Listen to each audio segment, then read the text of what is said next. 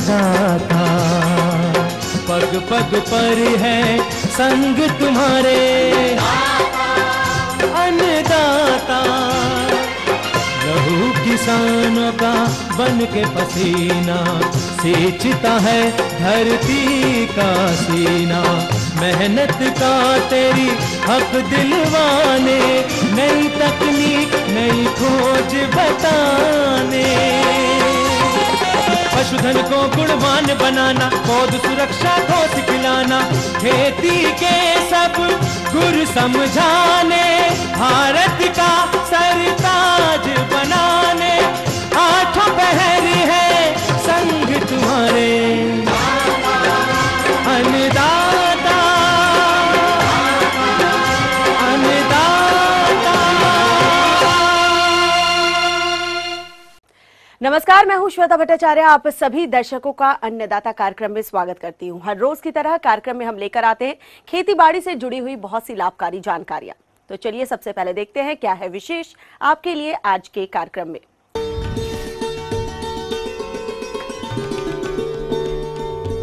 टमाटर की अधिक उपज देने वाली किस्में और रोपाई तकनीक।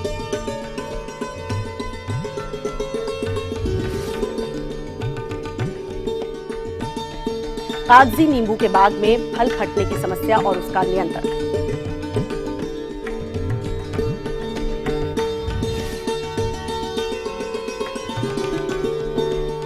अंडा देने वाली मुर्गियों के आहार प्रबंधन पर जानकारी।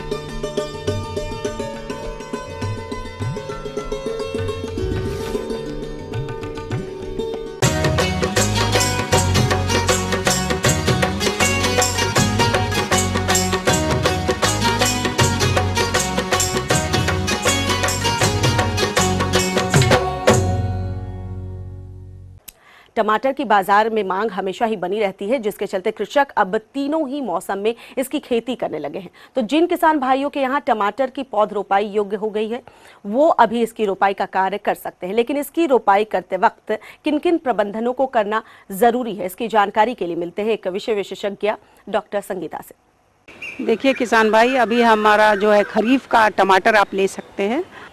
जहाँ तक इसमें उन्नत प्रभेद की बात है, उसमें हो गया अर्का आशीष, हो गया अर्का आशीष, अर्का सौरभ, अर्का गरिमा, और ये सारी जो है प्रभेद इस खरीफ मौसम के लिए उचित है। और लगाने से पहले आप खेत को अच्छी तरह से जुताई कर दें। जो है 3 से 4 जुताई करने के बाद उसमें एक पाटा चला दें। पाटा चलाने के बाद उसके बाद उसमें 300 जो क्विंटल खाद, जैसे सड़ी हुई गोबर की खाद अच्छी तरह से मिला दें। मिलाने के बाद फिर उसको एक बार फिर जुताई कर दें। उसमें जो खाद की मात्रा है, जैसे नाइट्रोजन 100 किलोग्राम प्रति हेक्टेयर, फास्फोरस जो है 80 किलोग्राम तथा पोटास जो है, पोटास की मात्रा 60 किलोग्राम प्रति हेक्टेयर के रूप में मिलाएं। जो नाइट्रोजन है उसकी 1/3 मात्रा के उस समय डाले। बाकी जो मात्रा, शेष मात्रा जो है उसको 2 बराबर भाग में बांट करके 30 दिन तथा 50 दिन के अंतराल पर उसमें उपरिवेशन के रूप में डालें। जब खेत आपका पूरी तरह से तैयार हो जाए तो उसमें जो है टमाटर का जो आप पौधा तैयार किए हुए हैं उसको आप खेत में लगा सकते हैं। पौधा की जड़ को कॉपर ऑक्सीक्लोराइड से शोधित करके लगाएं, जिससे कि फफूंदनाशक बीमारी से दूर रहे। और जो पौधे से पौधे की दूरी 45 सेंटीमीटर होनी चाहिए और पंक्ति से पंक्ति की दूरी 60 सेंटीमीटर होनी चाहिए। जब हमारे किसान भाई पौधा लगा रहे हैं तो ये ध्यान दे, जो पौधा है शाम के समय ही लगाए, ताकि जो पौधा आसानी से लग जाए, उसको रात भर समय, ठंडा का समय मिल जाए, ताकि पौधा जो है गर्मी से बचा रहे और आसानी से लग जाए। जब पौधा जो है फलने फूलने की स्थिति में आ जाए तो उस समय जो है यूरिया का घोल भी जैसे 0.4%, पर ध्यान रहे कि 0.4% ही होना चाहिए, यूरिया का घोल डाल सकते हैं, जिससे कि पौधे की बढ़वार अच्छी रहे, फलन फूलन में अच्छा होते जाए। और जहाँ फल फटने की समस्या हो तो उस समय भी आप जो बोरेक्स है 0.3% का छिड़काव कर सकते हैं। नहीं तो खेत में ही जब आप खाद डाल रहे हैं तो 20 से 25 किलोग्राम प्रति हेक्टेयर के रूप में बोरेक्स भी खेत में मिला दे सकते हैं। जब किसान भाई पौधा लगा रहे हैं तो इन सारी बातों का अवश्य ध्यान रखें। और जो है पानी का जो मात्रा है जो खेत में अब जब आ रहे हैं उसको निकलने का भी ध्यान रखें, ताकि पौधा जो है गलने या सड़ने से बचा रहे।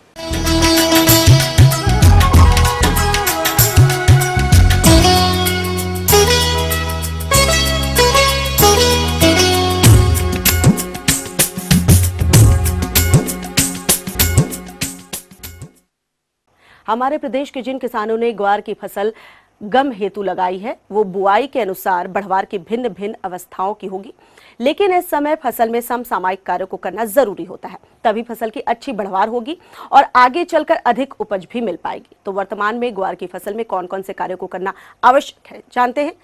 ग्वार की फसल में किसान भाइयों को क्या क्या चीज़ ध्यान में रखें जिससे इसकी पैदावार में अपन बढ़ोतरी कर पाएँ, उसके लिए मैं कुछ थोड़ा किसान भाइयों से चर्चा करना चाहूँगा, कुछ अपनी समझा देना चाहूँगा कि इस समय एक तो ग्वार फसल लगभग अपनी इस साल वर्षा देरी से आने से लगभग 1-1.25 महीने की या 1.5 महीने के लगभग की हो गई है। तो एक तो खरपतवार से रहित फसल हो अपनी, तो उनको तो हाथ से निराई एक साधन रह जाएगा, क्योंकि 35 दिन 40 दिन तक खरपतवार से रहित फसल हो जाए।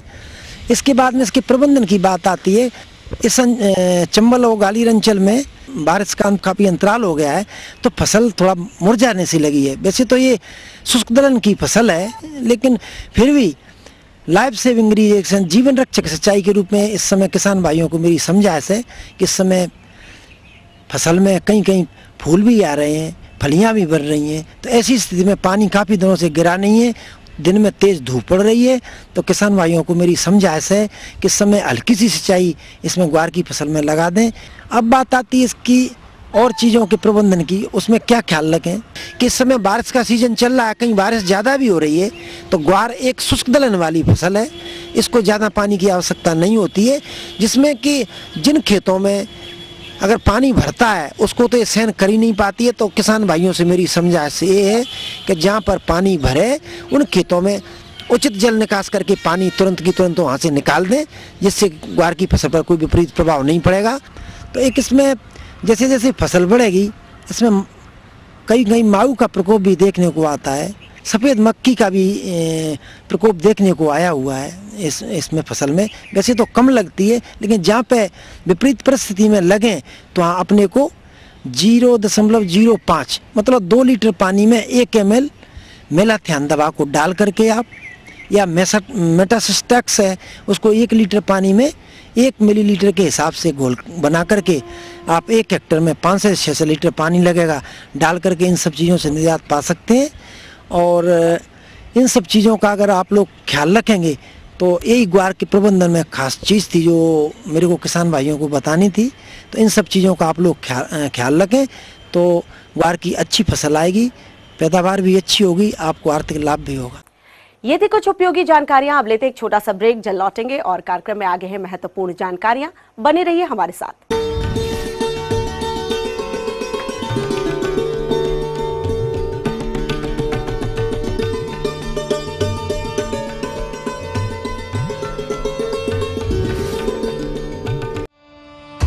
यहाँ राजनीति बदलती रहती है, अपना चरित्र और चेहरा कभी भी कोई भी बन सकता है। सियासत का मोहरा यहाँ इंसान फरिश्ता है तो दरिंदा भी। यहाँ अगर शेर है तो खूबसूरत परिंदा भी। इस धरा पर जहाँ पूजे जाते हैं महाकाल, खबरों का भी बदलता रहता है सूरते हाल। देखिए अपना एमपी सिर्फ ईटीवी न्यूज़ पर।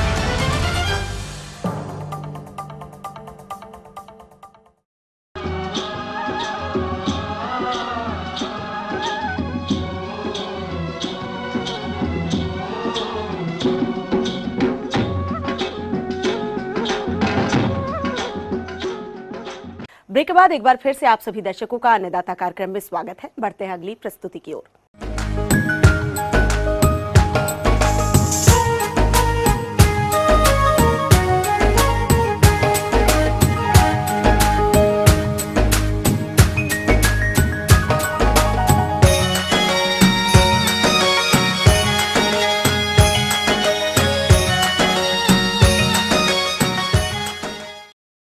नींबू के बाग आमतौर पर हर जगह आसानी से देखे जा सकते हैं और कुछ किसान भाई कागजी नींबू के बाग भी लगाते हैं। इन दोनों में ही फल फटने की तथा फलों के गिरने की समस्या देखी जाती है। तो कैसे करें इस समस्या का निवारण, आइए जानते हैं एक विषय विशेषज्ञ डॉक्टर फूलचंद्र से। नींबू, जिसे हम गागर नींबू के नाम जानते हैं, बहुत बड़ा बड़ा फल होता है और जो नींबू में ये फटने की समस्या है, और साथ ही साथ जो है कुछ जगह ऐसा भी देखने को पाए होंगे कि जो कि नींबू झड़ भी रहा है। तो इसकी 2-3 प्रमुख कारण हो सकते हैं। पहला कारण, जो सूक्ष्म पोषक तत्व होते हैं, उस सूक्ष्म पोषक तत्व में सबसे महत्वपूर्ण पोषक तत्व बोरान होता है, उसकी कमी से फट सकता है, अथवा पानी की कमी से फट सकता है, अथवा कुछ इस तरह की कॉम्प्लेक्स बीमारियां जो कि फफूंद और जीवाणु जनित होती हैं, उसके कारण जो है नींबू में फटने की समस्या देखने को मिल रही है। तो हमारे किसान बंधु लोग सूक्ष्म पोषक तत्व का व्यवहार बहुत कम करते हैं और जगह जगह इस तरह की समस्या देखने को मिल रही है। और जैसा हमने कहा कि बोरान कम से कम साल भर में एक भी बार जो है प्रति पौधा जो है 20-25-50 ग्राम तक अगर जो है देते हैं, जिस तरह से हम उसमें नत्रजनीय खाद, फास्फेटिक खाद, पोटास देते हैं पौधों को साल में 2 बार, उसी तरह से यदि बोरान को कम से कम 50 ग्राम प्रति पौधा यदि हम उस खाद में मिला करके और साल में 2 बार नहीं तो कम से कम एक भी बार अगर देते हैं, तो इससे जो है पोषक तत्व की कमी जो है वो पूर्ति हो जाएगी और नींबू के फटने की समस्या दूर हो जाएगी। दूसरी चीज़ है कि हमारे किसान बंधु लोग प्रायः जो है पानी फलदार वृक्षों में नहीं के बराबर देते हैं या देते हैं तो कम देते हैं। तो प्रचुर मात्रा में पौधों को पानी न मिलने के कारण जो है एक दूसरी समस्या हो सकती है, जिसके कारण जो है हमारे जो नींबू हैं, घाघर नींबू, उसमें फटने की समस्या आती है। तीसरी समस्या कुछ इस तरह की फफूंद जनित बीमारियां होती हैं और कुछ जीवाणु जनित बीमारियां होती हैं, जो कि पहले पत्तियों पर आती है बीमारी, फिर शाखाओं पर आती है, फिर धीरे धीरे जो है मोटी मोटी टहनियों पर आती है और अंत में जब बीमारी बहुत गंभीर अवस्था में पहुंच जाती है तब वो फल पर भी उसका प्रभाव देखने को मिलता है। तो चूंकि जो बैक्टीरिया होते हैं या जो फफूंद होते हैं वो अंदर से जो है फल को मतलब ग्रसित करते हैं और अंदर से जो गूदा होता है उसका ग्रसित होने के कारण जो है फिर वो जो है जहाँ पर वो भाग ग्रसित होता है वहाँ का ऊपर का छिलका जो है फट जाता है और धीरे धीरे फल जो है काफ़ी संख्या में फट करके फिर जो झड़ने की समस्या होती है यह इन्हीं सब कारणों के चलते जो है ये ऐसा देखने को मिलता है। तो हमारे किसान बंधु लोग इसको जो है साल में कम से कम 3-4 बार जो है समय समय पर 1 महीने 2 महीने के इंटरवल पर एक तरह से धुलाई करते रहते हैं, तो निश्चित रूप से ये बीमारी की समस्या जो देखने को मिल रही है उससे निजात पा सकते हैं। तो फफूंद जनित बीमारी अगर आपको लगता है तो फफूंद नाशक दवा को इस्तेमाल करना चाहें तो इसके लिए जो है कॉपर ऑक्सीक्लोराइड जो है बहुत ही उपयुक्त दवा है। 3 ग्राम प्रति लीटर पानी के हिसाब से घोल बना लें और आप पूरे पौधे की अच्छे ढंग से धुलाई कर दें। उसके बाद जो है 15-20 दिन के अंतराल पर फिर स्ट्रेप्टोसाइक्लिन, जो कि कॉपर ऑक्सीक्लोराइड दवा के व्यवहार करते हैं वो फफूंद को मारने के लिए, और स्ट्रेप्टोसाइक्लिन या एग्रीमाइसिन 100 इसका व्यवहार यदि करते हैं तो यह जो है जीवाणु को मारने के लिए जंथ्योमोनास बैक्टीरिया होता है कंपेस्टिव, उसको मारने के लिए आप ऐसा करते हैं। 20 लीटर पानी में 6 ग्राम प्रति 20 लीटर के हिसाब से 6 ग्राम आप स्ट्रेप्टोसाइक्लिन लेंगे और 20 लीटर पानी में घोल बना करके और पहला स्प्रे जो है आप कॉपर ऑक्सीक्लोराइड से करने के बाद जो है 15-20 दिन के अंतराल पर जो है आप इस जीवाणुनाशक दवा का यदि व्यवहार करते हैं तो निश्चित रूप से ये जो फल के फटने की समस्या है या फल को झड़ने की समस्या है उससे आप निजात पा सकते हैं। प्रचुर मात्रा में किसान बंधु लोग जो इसका अनुशंसित मात्रा है पौधों के लिए, फलदार वृक्षों के लिए, उसे आप निश्चित रूप से साल में 2 बार दें। क्योंकि अगर हम बैलेंस मात्रा में, अनुशंसित मात्रा में नत्रजनीय खाद, फास्फेटिक खाद और पोटेशियम खाद का व्यवहार नहीं करते हैं तो वह भी एक कारण बन सकता है। तो पौधा अगर स्वस्थ रहेगा, निरोग रहेगा तो न ही फल में फटने की समस्या आएगी, न ही फल गिरने की समस्या आएगी।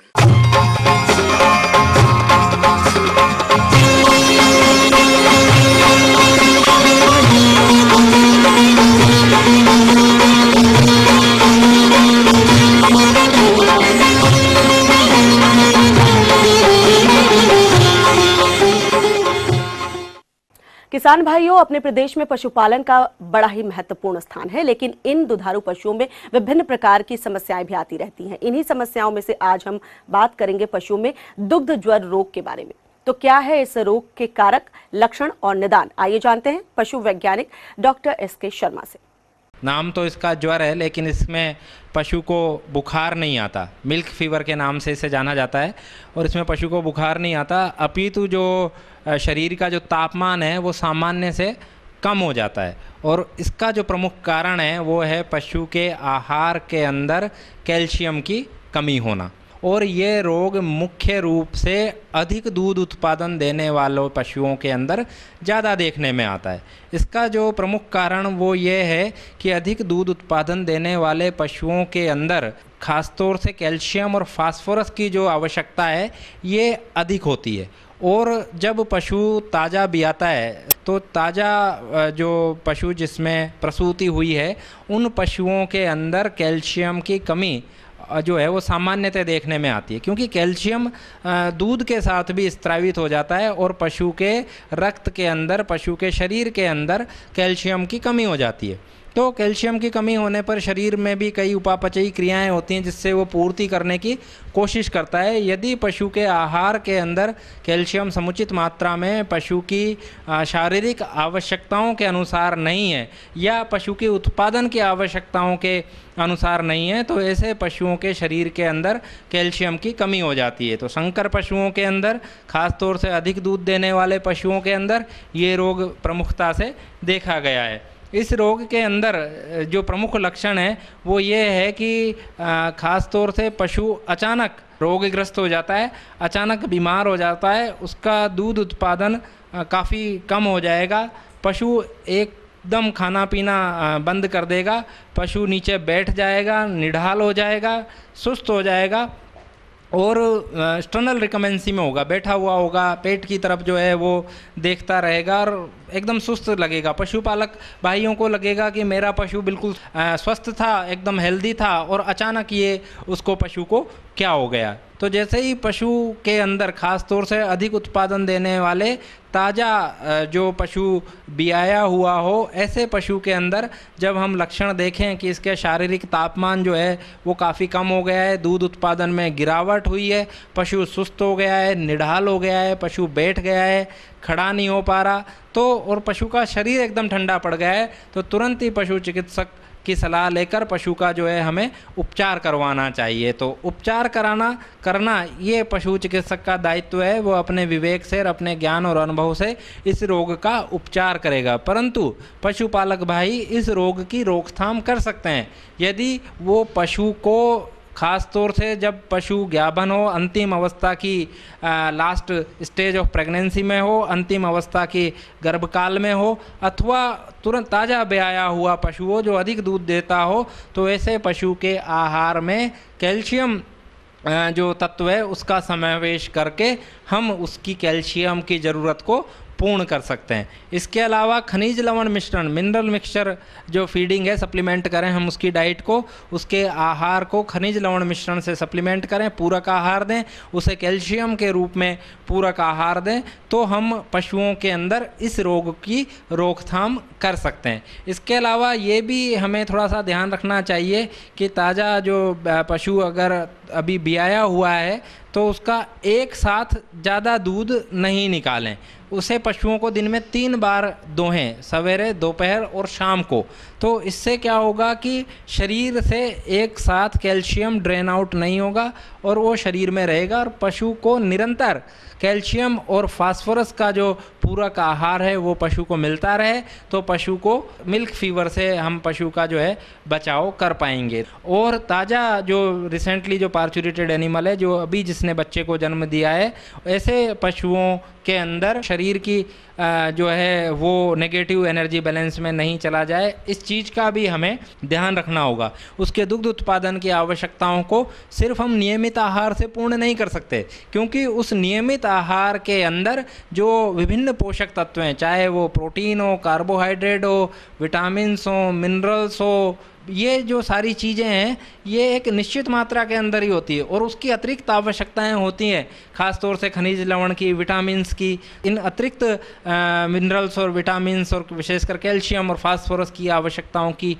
पूर्ति करने के लिए हमें ये तत्व पूरक आहार के रूप में पशु के आहार में इनका मिश्रण किया जाना चाहिए। तो पशुपालक भाइयों को इस चीज़ का विशेष ध्यान रखना चाहिए। इससे न केवल वो अपने पशुओं को स्वस्थ रख पाएंगे अपितु उनसे वो अधिकतम उत्पादन लेकर मैक्सिमम जो बेनिफिट है वो ले पाएंगे। आगे और भी है कुछ रोचक जानकारियां, पर यहां पर रुकेंगे एक और कमर्शियल ब्रेक के लिए। जल्द हाजिर होते हैं।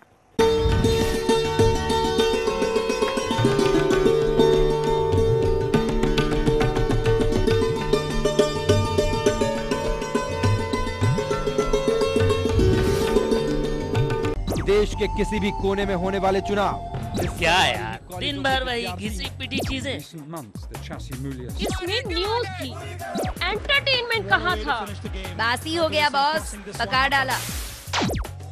क्या हुआ, ऊब गए? तो हो जाइए रिफ्रेश। लीजिए जायका मनोरंजन के सभी रसों का, वो भी चटपटे और मजेदार अंदाज में। मिर्च मसाला।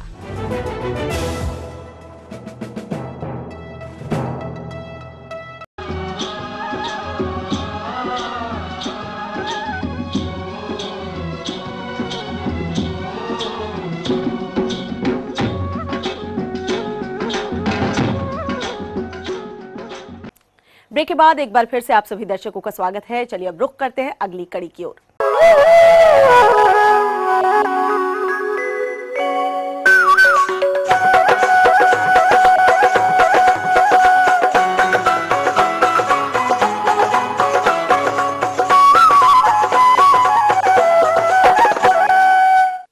कृषि आधारित सह व्यवसाय के रूप में जिन किसानों ने बड़े स्तर पर अंडा देने वाली मुर्गियों का पालन किया है, वो इनका खान पान प्रबंधन कैसे करें जिससे कि अधिक लाभ मिल सके, इस विषय पर संपूर्ण जानकारी दे रहे हैं कृषि विशेषज्ञ डॉक्टर पीके उपाध्याय। किसान भाइयों, आप जब मुर्गी पालन करते हैं तो सबसे अधिक जो खर्चा आता है वो आहार पर आता है। करीब 70 से 80% खर्चा आहार पर ही आता है। अगर आहार हमारे मुर्गियों के लिए अच्छा देंगे तो उतना ही अच्छा हमें उत्पादन प्राप्त होगा।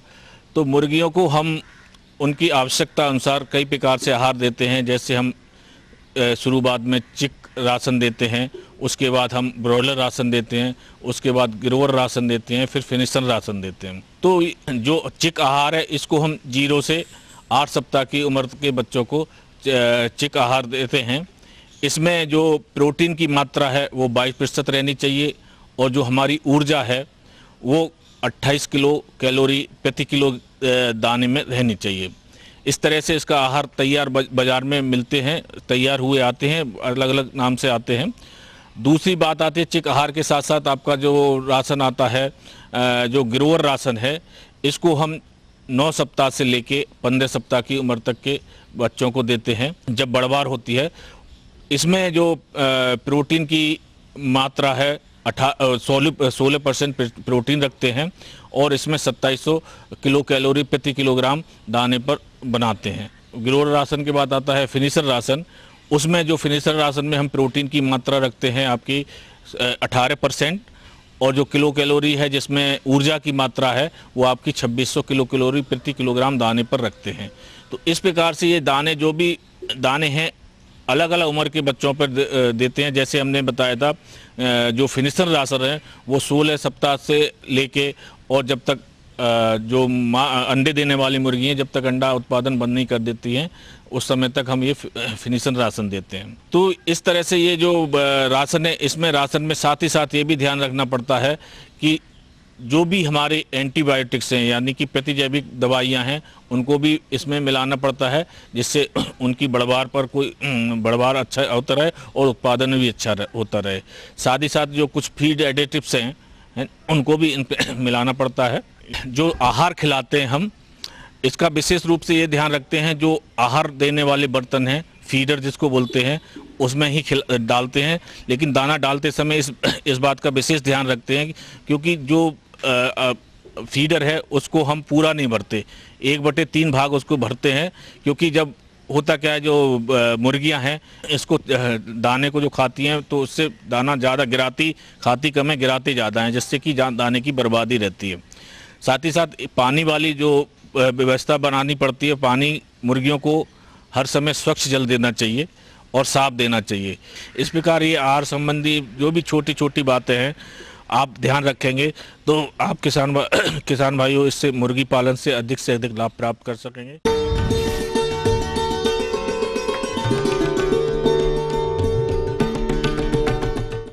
अन्नदाता हेल्पलाइन निशुल्क फोन संपर्क सेवा के माध्यम से आपके द्वारा पूछे गए प्रश्नों में से 1 या 2 महत्वपूर्ण प्रश्नों को हम अपने कार्यक्रम में शामिल करते हैं। इसी के तहत आज का चयनित प्रश्न और उसका जवाब इस प्रकार है। अन्नदाता निशुल्क फोन संपर्क सेवा के माध्यम से पूछे गए प्रश्नों में से आज हमने जिस प्रश्न को कार्यक्रम में शामिल किया है उसे पूछा है ग्राम तोरिका, जिला मुरैना के कृषक मोहन परमार ने। यह मिर्ची की फसल में होने वाले पत्ती सिकुड़न रोग के नियंत्रण पर जानकारी चाहते हैं। तो मोहन परमार जी, आपकी जानकारी हेतु प्रस्तुत है कार्यक्रम का यह अंश। सबसे पहले यहाँ पर मौसम में बारिश पहले काफ़ी हो गई थी शुरुआत में, फिर उसके बाद बारिश रुक गई और धूप काफ़ी अच्छी खिल गई, जिसकी वजह से वायरस रोग आने की संभावना अधिक बढ़ गई है। तो किसान भाइयों, सबसे पहले ग्रसित पौधों को पहचानने का लक्षण ये है, जो पौधे की स्वाभाविक वृद्धि होती है, स्वाभाविक वृद्धि ना होकर पौधा बौना हो जाता है, पत्तियां संकुचित हो जाती हैं, ऊपर से मुरझाई हुई लगती हैं और उसमें फूल और फल की मात्रा कम हो जाती है। आप सबसे पहले जो पौधे बोने से दिख रहे हों, पत्तियां असंकुचित टाइप की लग रही हों, उन पौधों को आप अपने खेत से उखाड़ लीजिए और बाहर खेत के एक गड्ढा बनाइए, जिसमें उन पौधों को, ग्रसित पौधों को दबा दीजिए। फिर इनके रोकथाम के लिए, क्योंकि ये वायरस रोग वाहक कीट द्वारा फैलता है, तो वाहक कीटों को नियंत्रण करना बहुत आवश्यक है। तो वाहक कीटों के नियंत्रण के लिए और वायरस रोगों को नियंत्रण के लिए आप वेटेबुल सल्फर 2 मिलीलीटर प्रति लीटर और रोगार 1 मिलीलीटर प्रति लीटर पानी में मिलाकर छिड़काव करते रहिए। 10-15 दिन के बाद पुनः इसको छिड़काव करिए, आपका मिर्च सुरक्षित रह सकती है। लेकिन इसके साथ साथ आप अपने पड़ोस के खेतों के किसानों भाइयों को भी इस मात्रा का छिड़काव जरूर बताइए, क्योंकि विषाणु के जो रोग वाहक कीट हैं वो दूसरे के खेत से आपके खेत में आ सकते हैं। इसलिए आप अपने खेत को सुरक्षित करने के लिए आप अपने बगल के खेतों को सुरक्षित करना बहुत आवश्यक है। पड़ोस के खेत वाले कृषक भाइयों को भी इस चीज़ की जानकारी दीजिए। हम ये उम्मीद करते हैं कि आज का कार्यक्रम आप सभी दर्शकों के लिए उपयोगी रहा होगा। किसान भाइयों, अन्नदाता आपकी सेवा के लिए संकल्परत है। कृषि संबंधित समस्या और सुझाव के लिए आप हमें इस पते पर संपर्क कर सकते हैं। प्रोड्यूसर अन्नदाता, ETV Madhya Pradesh, Chhattisgarh, Ramoji film city, Hyderabad 501512। साथ ही आप हमें ईमेल भी कर सकते हैं। हमारा ईमेल एड्रेस है annadatamp@etv.co.in। इसके अतिरिक्त आप हमें निःशुल्क हेल्पलाइन नंबर 180010084599 पर सुबह 10 से शाम 4 बजे के बीच संपर्क कर सकते हैं। अब आइए देखते हैं कल दिखाए जाने वाले कार्यक्रम की मुख्य झलकियां।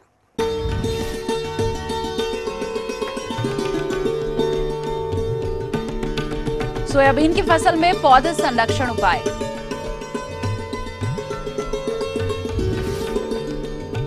फिलहाल अन्नदाता की पूरी टीम को दीजिए इजाजत। कल फिर इसी वक्त आपसे मुलाकात होगी कृषि संबंधित कुछ और रोचक जानकारियों के साथ। नमस्कार।